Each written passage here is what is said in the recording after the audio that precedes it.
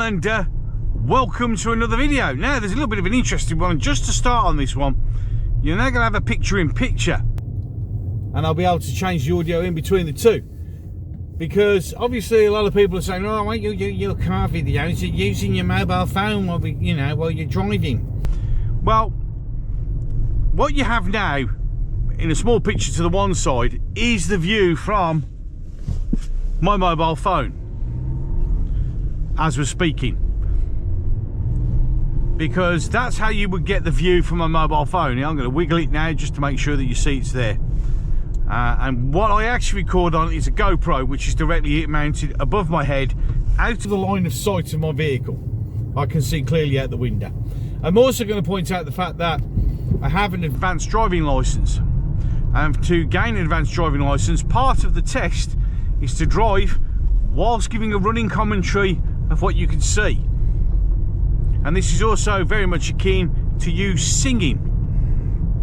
And it's amazing how people will say that about me, but will probably not moan about carpool karaoke and things like that. Any case, that's just sort of a by the by. And I'll keep the other camera running just for a little bit, just to show that we're in sync and that I am not ever using my mobile phone whilst driving. So now we've cleared that up, and I'll see I've turned the other camera off and let a lady out in front of me, because that's what happens when you pay attention. Sam Melia. Now, if you watch the live stream that I did with John the White, which is called Islam in the UK, we actually discussed, or we just briefly covered Sam Melia, because what we did was we gave two examples of a right-wing extremist and a left-wing extremist. Now, he's been jailed for 2 years, and we presumed, judging by the comments that were said by the judge, etc., that there was a little bit more to it than him putting stickers around.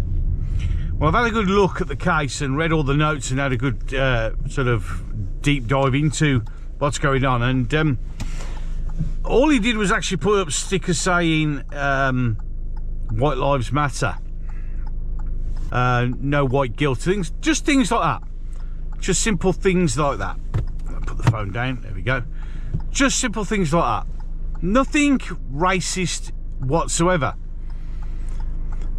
It was also mentioned that he was anti-Semitic, but there is actually no evidence to do that, and that seems to be solely based on the fact that he had a picture of Hitler hanging up in his house. Because therefore, if you love Hitler, well, there you go. Now, if that is, as it turns out to be, the only reason why he's been jailed, because there doesn't seem to be anything else mentioned other than that, then this is another example of our two-tier justice system here in the UK. And it all depends on the judge you get. Now, we've had people with pictures of Hamas parachutists stuck on their backpacks and they got let off. Mind you, then again, by a judge who's shown his allegiance to a free Palestine. And whether you agree with it or not, whether you think, well, it's not freedom of speech or not, the simple truth of the matter is you can't have this two-tier system. You can't have something that appears to be racist and unfair. You can't say a sticker that says White Lives Matter is racist when a picture of people parachuting in to commit the atrocities on the 7th of October isn't. We have a problem. We have a problem where only certain select people are getting punished. And no matter the ins and outs, even if there is something really deep and meaningful in it, the simple truth of the matter is, all you're doing is showing to people that the justice system isn't equal, that it isn't fair, that it isn't right, because you're treating people differently. And that's not how the justice system is supposed to be. Now, the question which of course will be raised immediately, and I'm going to raise the same question, is if Sam had been a black guy sticking Black Lives Matter stickers everywhere, would this have happened to him? If when they arrested him they found pictures of Malcolm X hanging up in their light indicator in his thing, would this have happened? Would he have been arrested? Would he have been charged? Would he be spending 2 years in prison for sticking stickers on something? And the problem is, we all seem to know the answer, and that is a problem.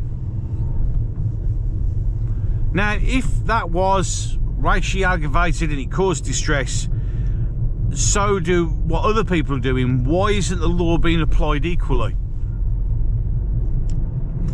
And that's another reason why we are in a situation that we're in. We're in that situation because the law isn't being applied equally. And that is a huge issue, and that is a problem. So Sam has been arrested, charged, and put in prison for 2 years for putting stickers that have said nothing more, what's the word I'm looking for, egregious than saying white lives matter, or no more white guilt. Sam did not put stickers up screaming for death to all Jews, which hundreds of protesters walking through the streets of London weekend after weekend have insisted. Sam didn't stand up on a stage and sang From the River to the Sea, which is a song that calls for the genocide of the Jewish race, a la Charlotte Church, because that's deemed okay. Now, the British people, due to Rishi Sunak, are a just people who love fairness. But all you're showing is the complete opposite. This country isn't just, and it isn't fair at all. And what makes it even worse is the fairness only seems to be paying one way.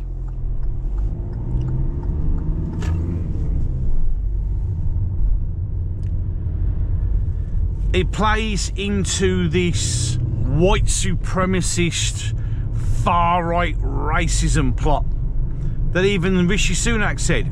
Now, correct me if I'm wrong, but when was the last far-right terrorist attack? When was the last time the far-right marched through the streets?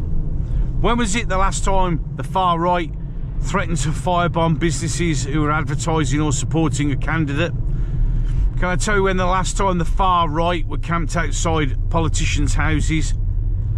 And then people are going, oh yes, but there was Joe Cox. And yeah, oh yes, but there was David Amis, which for some unknown reason the left do not want to mention.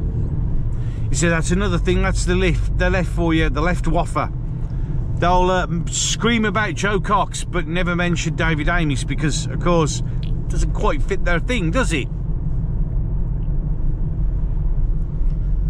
We are in a dangerous world. We are in a dangerous situation. The stream that me and John did a couple of days ago, by the time you watch this, we tried to give you a balanced point of view and show you where and how all of this began. But there is no fair and balanced anymore. There is no right and wrong, it appears. Right and wrong now is in the context of the person doing it. And that's the message that's been sent out by our justice system. That's the message being sent out by our police force, when our police force say, chanting death to the Jews and singing From the River and the Sea. Well, it's not actually illegal. It all depends on context. But if a white group of people were singing a song equivalent, which I don't know whether there is an equivalent, someone in the comment section will surely tell me. If we did that, we'd be arrested. I mean, let's be brutally honest, we're being arrested for daring to walk down the street carrying a Union flag. Oh, by the way, it's a Union flag. It's not the Union Jack. It's only the Union Jack when it's flying upon a ship. Just to get that right. But it's flying the Union flag, or flying the Israeli flag, or holding up a banner saying, is Hamas a terrorist organisation? Yes or yes.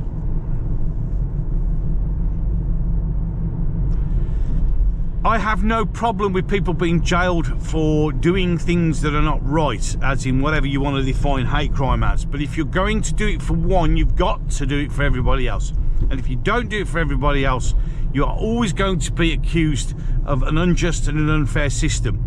It will continue to stoke the fires of division if it is seen that you are not treating everybody with the same hand.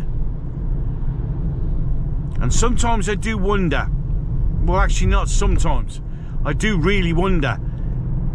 In fact, to be fair, not even wondering now, I'm pretty much convinced that all of this is being done on purpose. Any case, enough of that. If you enjoyed this video, don't forget to like, share and subscribe, and thank you to everybody who has subscribed. The comment section is down below. Contrary to belief, I'm not deleting comments. You will find that YouTube are doing that on their own. They are very good at doing that. I've even had comments in my held for review, which I have no understanding why they were stopped and held for review, and I do approve all of them. It's there, it's free speech. Unless you're actually calling for the genocide of people, then you let me know what you think. And I've been entertained by many, many interesting comments. That's absolutely fine. Absolutely fine. Right then, let's bring this one to a close. So, until the next one.